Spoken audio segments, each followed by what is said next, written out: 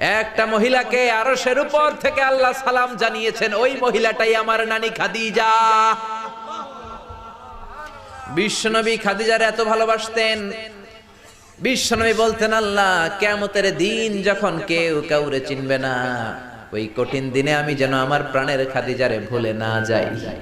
খাদিজা ইন্তেকালের পরে বিশ্বনবী নিজ হাতে দাফন কাফন করলেন, কবরের সামনে দাঁড়িয়ে দোয়া করলেন।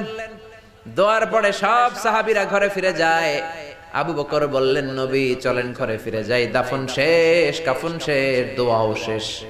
বিশ্বনবী বললেন, না আবু বকর, আমি যাব না, তুমি যাও, আমি কবরের সামনে দাঁড়িয়ে থাকব।